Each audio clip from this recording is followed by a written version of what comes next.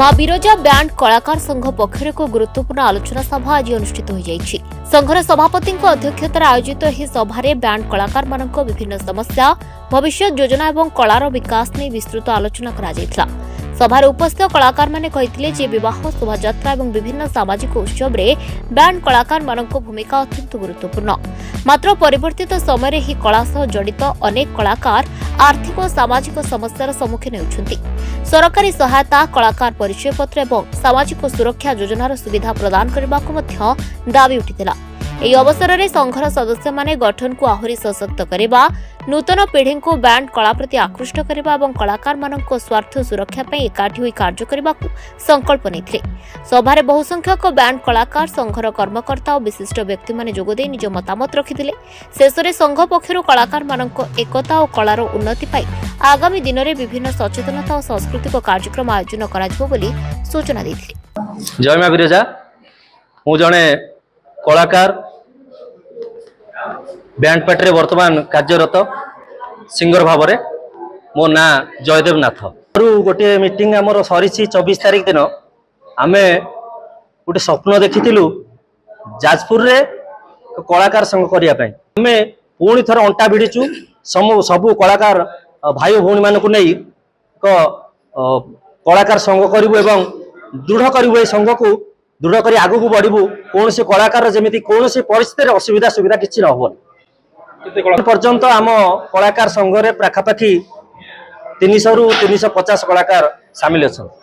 यात्रापाटर कलाकार बर्तमान आगधार कलाकार ना नौने कलाकार सी कही तुम बैंड कलाकार कौन कथा कर व्यक्ति बैंड रु उत्पत्ति होती भूलीगले। किंतु वर्तमान आम चेष्टा करुँ ये बैंड कलाकार केवल निष्पेषित हेबेनी, तांकर हक सब जाहिर करेंगे। कौन सी मालिक माने दृष्टि देखिए संघ स्ट्रंग थी। आम संघ स्ट्रंग करने चेष्टा करुँ सब भाई को नहीं आम टोटाल अंटा भिड़ीचु।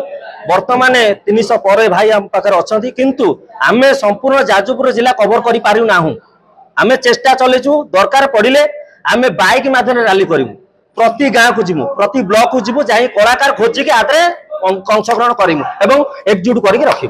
मुझे बैंड कलाकार सिंगर भाव में कम कै सर्वप्रथम यहाँ आम लक्ष्य गोटे अच्छी जाजपुर जिलार नुहे सारा ओडिशार भी आम भावुचु कभर करने कि गोटे सर्वप्रथम गोटे लक्ष्य अच्छे आम गोटे बैंड कलाकार संघ कर आज समस्त भाई जी को एकत्रित होते आमको बहुत गर्व लगुच। भविष्य में आम भी चेष्टा करुँ जाजपुर जिला को नहीं कभर करूँ। समस्त बैंड संस्थार जो कलाकार भाई मान अच्छा से गोटे संघ नेक्स्ट मासर गोटे आम मीटिंग रहिबो, प्रत्येक मासर गोटे मीटिंग रहिबो। समस्त कलाकार भाई भौणी मानक नहीं गोटाए गोटाए मीटिंग करूँ। आज जाजपुर टाउन रे गला, नेक्स्ट बिंझारपुर, एमती सब सर्कल नहीं आम मीटिंग कर प्रपोजाल भी रही। गोटे कथा कथा कि आम पकई दौरान 10,000 15,000 20,000 तू फाइन दे दे। दीर्घ दिन में जस्ट किसी दिन जड़े भाई आम रिसेंटली 10,000 फाइन देती।